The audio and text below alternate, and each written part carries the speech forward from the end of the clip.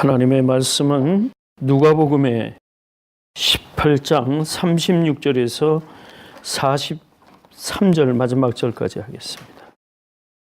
교독합니다. 여리고에 가까이 오실 때에 한 소경이 길가에 앉아 구걸하다가 우리의 신앙을 듣고 이 무슨 일이냐고 물으되 저희가 나사렛 예수께서 지나신다 하니 소경이 맺혀가되 다윗의 자손 예수여 나를 불쌍히 여기소서 하며 앞서가는 자들이 저를 꾸짖어 잠잠하라 하되 저가 더욱 심히 소리질러 다윗의 자손이여 나를 불쌍히 여기소서 하는지라. 예수께서 머물러서 명하여 데려오라 하셨더니 저가 가까이 오매 물어가사대 내게 무엇을 하여 주기를 원하느냐. 가로되 주여 보기를 원하나이다. 예수께서 저에게 이르시되 보아라 내 믿음이 너를 구원하느니라 하시니 다 함께 곧 보게 되어 하나님께 영광을 돌리며 예수를 좇으니 백성이 다 이를 보고 하나님을 찬양하니라. 아멘. 성경에서는 이 시대를 만물의 마지막이라고 이렇게 표현을 합니다. 예수님이 초림 예수하셔서 이제 종말에 가는데 이제 주님이 부활 승천하셔서 하늘나라에 계시지만 다시 오실 날을 기다리시고 이 땅에 우리들의 생명을 영생으로 인도하십니다. 이 사람 사는 궁극적인 목적은 관심과 목적은 하나님의 뜻대로 사는 데에 그 가치가 존재합니다. 그래서 성경에는 여러 군데서 이런 말을 지적을 해요. 이 시대를 알고 이 시대를 본받지 말라, 또는 만물의 마지막 때가 가까웠으니 베드로는 또 그렇게 표현합니다. 유엔에서 통계가 난 자료를 보니까 이 지구상에 약 75억 이상의 인구가 지금 존재하는데 하루에 42만 명이 탄생을 하고 16만 명이 죽는다고 그래요. 그러면 빼보니까 한 26만 명이 생명을 유지하는 그 하루에 이루어지는 일이다, 이렇게 본다고 그래요. 어떤 통계인지는 근거가 좀 모호합니다만 아무튼 그래요. 그 중에서도 이 장애를 가진 사람의 태어날 때부터의 장애가 있고 후천적인 장애가 있지만은 통상 그 국가의 10%를 장애인의 구성 분포로 봅니다. 많은 거예요, 10%면. 여기 미국 같은 경우는 2억 3천만이다 그러면은 만일에 2,300만 명이 장애인 통계가 나는 거예요. 그래서 복지 국가가 이루어지는 나라일수록 그 장애인에 대한 그 복지를 좀 구체적으로 세워서 진행을 하고 있습니다. 그런 나라일수록 잘 사는 나라가 되는 거죠. 선진국이라고 할 수 있죠. 오늘 본문에 소경이 소개되는데, 소경인다면 우리가 말하는 다 아시죠? 앞을 볼 수 없는. 요한복음 9장에 보니까는 날 때부터 소경된 자가 있다. 요한복음 9장에는 그렇게 하나님의 영광을 드러나기 위해서 예수님이 그 눈을 열게 해주셨다, 이렇게도 소개되지만, 오늘 공관복음에 이렇게 보면은 마태나 마가나 누가나 세 가지 복음서가 똑같이 여리고에서 만난 그 소경을 소개하고 있습니다. 예수님이 이 땅 위에서 행하신 그 일 중에, 사역 중에 이제 하나님의 복음을 전하시고 또 말씀을 가르치시고, 그 다음에 사람이 가질 수 있는 가장 고통이 병인데 병을 이 땅에서 많은 사람을 고쳐주셨어요. 그래서 오늘 그 여리고에서 소경을 고친 그 사건 셋이 다 소개가 됩니다. 마태복음, 마가복음, 누가복음 세 군데서 다 소개되고, 요한복음에서는 이제 또 다른 면에서의 소경에 대해서 성경에 보니까 이렇게 소개를 됐는데, 마가복음 보면은 소경 거지 바디메오다 이렇게도 얘기를 했고, 또 두 소경을 고쳤다 이렇게 얘기했고, 어딘 또 한 소경을 고쳤다. 오늘 누가복음 보니까 한 소경에 대해서 얘기가 나와요. 그거는 그리 큰 문제일 수는 없어요. 어떻든 주님이 소경의 눈을 밝히 뜨는 빛을 보이게 하셨다. 이 사건 속에서 오늘 우리가 하나님 앞에 영적으로나 또 육적으로 하나님 앞에 우리들이 성화의 단계에서 우리는 어떤 삶을 가져야 하는가에 대해서 좀 깊은 생각을 해보고 말씀을 준비했습니다. 이 땅에 영생의 생명을 하나님께서 우리에게 다 주신 거거든요. 그러니까 한 사람 한 사람을 하나님은 그리 소홀히 여기지 아니하셔요. 누가복음 65장 66장에 보니까는 이방인의 구원에 대한 문제가 나오시거든요. 이제까지는 하나님이 이스라엘의 택한 백성에 대해서만 이렇게 소위 우리말로 말하자면 챙기셨는데 이제 이방에 대한 구원의 빛을 이사야서에 그렇게 소개가 되고 있어요. 구원의 소망을 가졌다. 이사야 56장 8절을 보니까 내가 이미 모은 백성들 나의 백성들 외에 또 모아서 그들이 나에게 속하게 만들어주다. 이방의 구원을 가르쳐 주시는 거예요. 이방인의 구원을 하신 이후에 오늘까지도 지금 많은 우리도 이스라엘에 비하면 이방인이 아니겠습니까? 하나님의 뜻은 이방의 구원을 갖게 하신 거예요. 그러면서 소망을 갖게 하시는데 너희는 공평을 지키며 의를 행하라. 나의 구원이 가깝다. 그러면서 또 안식일에 대한 안식일을 지키면서 손을 금하여 악행을 하지 말라. 그럼 복이 있으리라. 이렇게 얘기하십니다. 그러니까 여호와 하나님 앞에 이 연합을 한 이방인은 구원의 소망과 확신을 갖는다 이런 얘기죠. 영영한 이름을 주어서 하나님의 기뻐하시는 일을 선택하는 자는 하나님 말씀의 언약에 있다. 그를 나의 성산으로 인도하여 기도하는 내 집에서 기쁘게 할 것이다.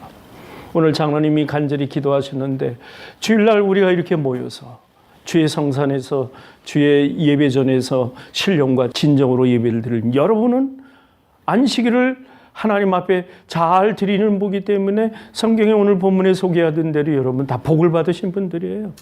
네. 우린 복된 삶을 갖게 되는 거예요. 자, 우리 하나님 조금 더 소개할까요? 이사야 65장에 또 보니까 나는 나를 구하지 아니하던 자에게 물음을 받았으며 나를 찾지 아니하던 자에게 찾아냄이 되었으며 내 이름을 부르지 아니하던 나라에게 내가 여기 있노라 내가 여기 있노라 하였노라. 하나님은 주권적인 하나님이시기 때문에 하나님의 백성을 부르시기 위해서 내가 여기 있다 소개하시는 거예요. 너희는 믿음을 가지고 선택만 하면 된다 그런 말씀이 되는 거예요. 물론 조상으로부터 신앙을 유전으로 받은 분도 많이 계시지만은 저와 같은 경우도 주일학교 때 내가 친구 따라 교회 나가는 것이 신앙의 시작이에요. 그러게도 보니까 우리 가정에 이제 전부 부모님까지도 인도되고 천국 가셨지만, 네. 하나님께서 택하여 부르신 자들에 대한 그런 역사로 모든 것이 시작이 되는 거예요. 그 주님은 어떤 주님이시냐면은 또 이사야 66장에 가니까 이런 말씀이 있어요. 장래에는 여호와께서 손으로 지은 성전에 거하지 아니하시고 마음이 가난하고 심령이 통회하며 나의 말을 인하여 떠는 자 안에 거하실 것이다. 아멘. 아멘. 이런 아름다운 성전도 필요하지만 예수님이 구원의 완성을 이루시고 이제 우리에게 성령을 주신 이후에는 우리 자신이 교회라는 얘기죠. 지난주에 말씀드렸습니다만 여러분 한 분 속에 주의 성령이 거하시며 예수님의 능력과 동일한 은혜를 베풀어 주시는 겁니다. 그래서 우리는 그냥 보통 사람이 아니에요. 하나님의 구원을 받은 백성으로. 그러하기 때문에 아마 오늘 소경이 예수님을 만나신 것 같아요. 자, 소경은 안 보이죠? 그래서 구걸을 하면서 아마 성전 곁에서 엎드려 있었나 봐요. 근데 많은 사람이 웅성거리면서 지나갑니다. 옆에 있는 사람한테 물어보냐, 이게 무슨 소리냐? 그랬더니 예수께서 가신다. 나사렛 예수께서 지나가신다 하니까 소경이 믿음이 발동한 거예요. 외쳐 가로되 다윗의 자손 예수여 나를 불쌍히 여기소서. 아마 다윗의 자손인 것은 알았나 봐요, 예수님이. 이미 그쯤 되면은 예수님의 족보가 다윗의 자손이 예수라고 하는 걸 안다면 그는 믿음이 있다가 봐야 되겠죠. 그죠? 그래서 믿음을 가지고 예수님한테 소리치는 거예요. 다윗의 자손 예수여 나를 불쌍히 여기달라. 긍휼히 여기달라. 누가 보면 다른 데 보면 예수님이 이 땅에 오셔서 제자들을 키우시고 하나님의 복음을 선포하시고 사역을 하실 때 모든 사람의 마음에 긍휼한 마음으로 하셨다. 그렇게 소개되어 있어요. 주님이 우리를 긍휼히 여기지 아니하시면, 마치 부모가 자기 아이에 대해서 긍휼한 마음에 앞서기 때문에 아무리 어려워도 사랑으로 그를 양육하는 거 아니겠습니까? 바로 예수님이 우리를 그렇게 긍휼히 여기셨다는 거예요. 그 마음으로 우리에게 복음을 주시고 그 마음으로 우리의 죄의 문제를 해결하시기 위해서 그 무서운 십자가에 달려서 단 한 번 죽으심으로 우리의 영영한 영생의 길로 우리를 안내해 주신 겁니다. 그 예수님을 나의 구주로 우리는 믿습니다. 소리를 지릅니다. 나를 불쌍히 여겨달라는 의미는 뭡니까? 나 불쌍히 여겨달라 하는 게 무슨 의미입니까? 다른 말로 고쳐 말하자면 예수여 내 눈을 뜨게 해달라 그런 얘기예요. 이 병에서 나를 놓아달라. 여러분, 마음의 소문이 환경을 극복할 수 있어요. 욥기 23장 10절에 보니까 그래요. 나의 가는 길을 그가 아신다. 여러분, 장애를 가지면은요, 그 장애에 그냥 굴복하는 사람이 있는가 하면 그 장애를 뛰어넘는 영적인 강함을 가진 사람들이 있습니다. 우린 그래야 된다고 생각해요. 많은 사람들이 그 소리 지르는 소경을 꾸짖습니다. 잠잠하라. 소리 지르지 마라. 소경이 그 말을 듣고 예 그리고 잠잠했습니까? 거기 뭐라고 나왔어요?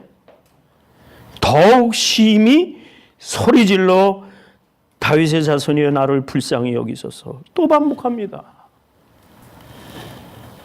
더욱 심히 소리질렀다. 여러분, 우리가 구원받은 백성으로서도 세상을 살면서 가장 경계해야 할 일이 하나 있습니다. 중요한 말씀이기 때문에 우리 다 같이 성경을 한번 찾아볼게요. 요한계시록 21장 8절에 한번 가보십시다. 요한은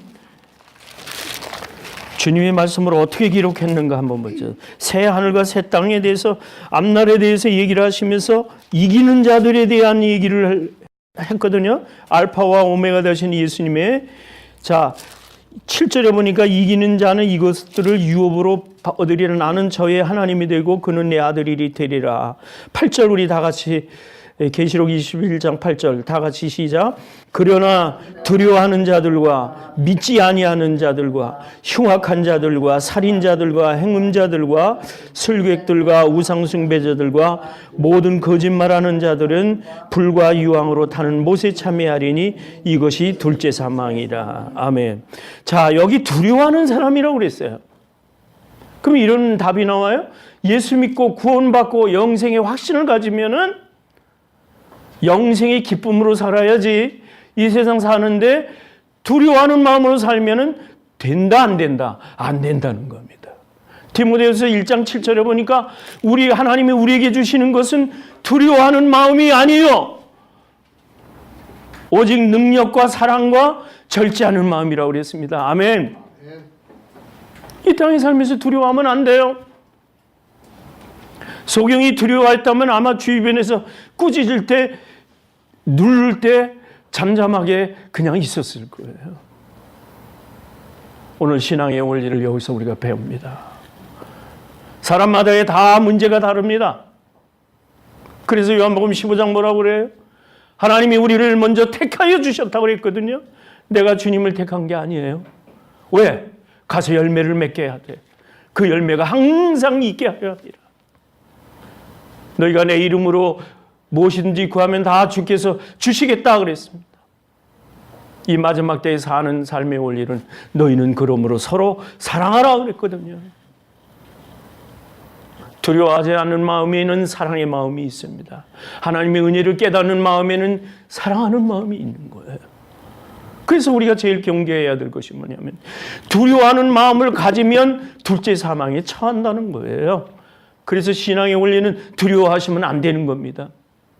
대신에 믿음으로 채우셔야 되는 겁니다. 아마 이 소경은 소리 지르면서, 더욱 심히 소리 지르면서 문제의식에 멈추지 않았던 겁니다. 수치심이 어디 있어요? 우리 엄마들이 가장 용감하고 가장 모성을 발휘할 때가 언제입니까? 타는 물속에 아이를 구하기 위해서 앞뒤를 안 거리고 뛰어드는 그 어머니의 모성이 있는 거 아니에요. 아마도 신앙 안에서 우리가 두려움이 없애려면 이런 신앙을 가져야 되지 않을까. 이것이 하나님의 길이요, 이것이 진리의 길이라고 여겨진다면은 한 가지만 기억하십시오. 두려워하지 맙시다. 주님을 믿는 믿음으로 나아가시면 된 거예요. 여러분은 그 믿음이 있으십니까? 어느 사람이나 인생을 살다 보면 반드시 고난이라는 건 다 있는 거예요. 마음의 장애가 있는 거예요. 고난을 이기시는 여러분이 되시기를 바랍니다. 의롭게 살고자 하는 자는 반드시 고난이 있으리라 야고보서도 얘기를 했거든요. 고난 뒤에 오는 것은 두려움이에요. 자꾸 두려워지는 거예요. 하나님을 믿는 굳은 믿음으로 채우시기 바랍니다. 이제 오늘 우리가 공부했습니다. 두려워하는 자는 사망에 처한다고 그랬으니까 두려워하지 않는 신앙을 우리가 소유해야 됩니다. 왜 두려워하지 말라고 그랬느냐? 답은 간단해요. 주님은 이미 우리에게 다 갖춰 놓으시고 너에게 요구하는 것은 믿음이라는 거예요.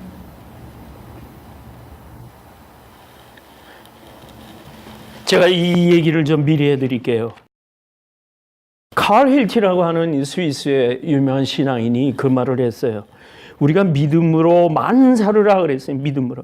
로마서 3장 28절을 얘기하면서 우리가 의롭게 산다는 것은 율법에 행해 있지 아니하고 믿음으로 되는 줄 우리가 인정하노라 하면서 믿음으로만, 온라인이라는 말을 썼어요. 믿음으로만 천국 가지고 믿음으로만 두려움을 이길 수 있다는 겁니다. 이건 의지가 아니라 의지에 관한 것이지 인간 오성, 깨달음에 관한 것이 아니란 말이죠. 이거는 내 의지로서 믿음을 드린다는 거죠. 여러분, 미국에 대해서 위대하게 얘기해 준 사람이 J.C. 펜이라고 하는 사람이 있습니다. 우리 그 J.C. 펜이가 J.C. 백화점의 왕 아니겠습니까? 지금도 J.C. 펜이 백화점에 있잖아요. 이분이 이런 말을 했어요. 미국은 믿음 위에 가장 위대한 나라를 세운 나라다. 이렇게 얘기를 하면서 두 가지로 이분이 얘기를 해요. 제가 이것을 좀 베껴왔어요. 하도 말씀이 좋기 때문에. 오직 우리가 믿음을 하나님께만 삶을 두어야 할 이유에 대해서 얘기하는데, 이 세계적으로 지금은 투쟁하고 복잡하게 인간은 자꾸 그 두려움 속에서 맴돈다. 그렇기 때문에 이걸 해결할 수 있는 대책은 첫째, 하나님과 하나님의 영원한 목적에 대한 우리의 신앙을 새로 이해하고 굳건히 함으로써 그 신앙으로 하여금 개인적이든 집단적이든 우리 생활을 실제로 통제하고 지배하는 힘이 되도록 해야 된다.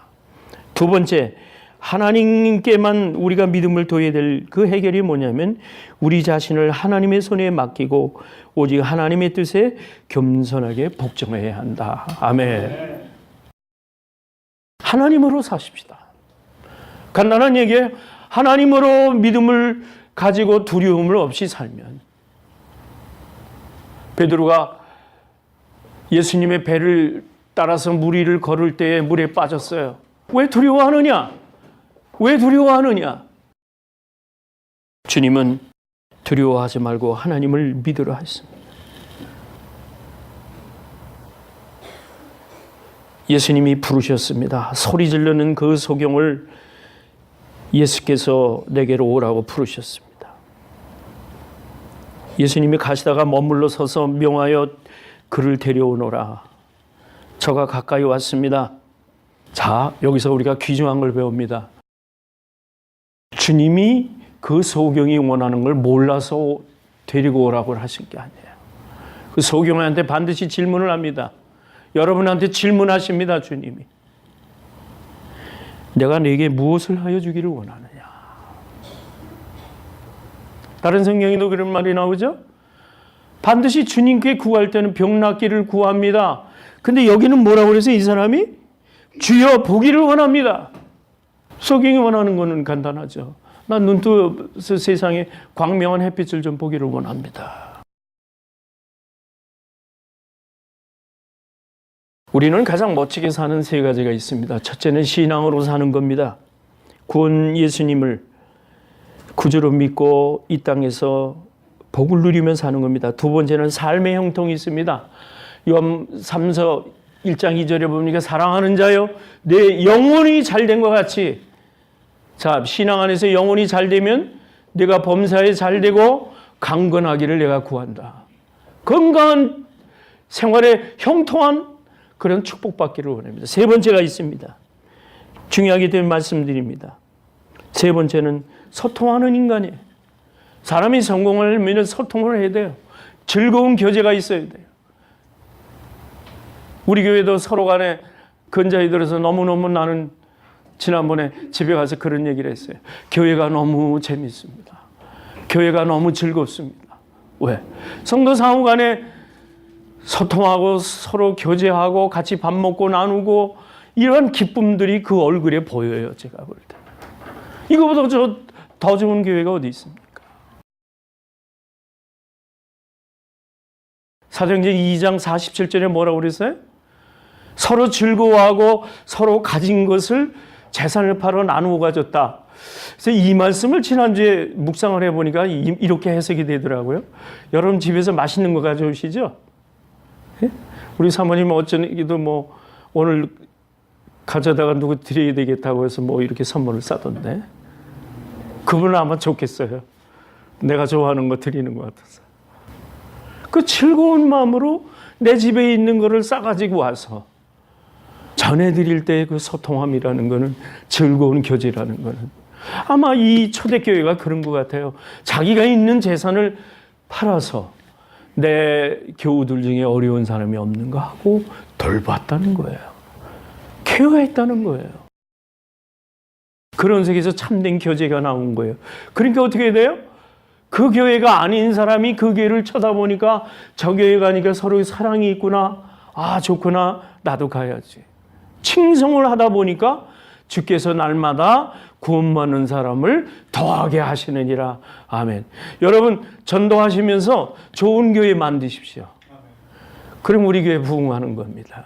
뭐 전도 훈련 안 해도 괜찮아요. 근데 지난 주간에 전도의 실제라는 책, 얇은 책을 좀 봤습니다만, 그 전도의 기법 다 있지만은 간단히 예수 믿고 구원받으세요. 그러면 예수 믿고 구원받을 마음이 나와야 되잖아요. 예? 그럼 어디를 가고 싶어요? 기왕이면 사랑이 많은 교회 가고 싶은 거예요. 우리 서로 뜨겁게 사랑하십시다. 아멘. 주님이 그런 마음일 거예요. 그래서 예배하고 소통하고 또 차세대를 위해서 이렇게 기르고 선교하는 교회가 되자. 다음 세대도 또 준비해야죠. 그래서 나는 며칠 전에 어느 목사님, 목회하는 목사님하고 이제 가끔 얘기를 해요. 그래서 난 우리 교회 좀 자랑 좀 했습니다.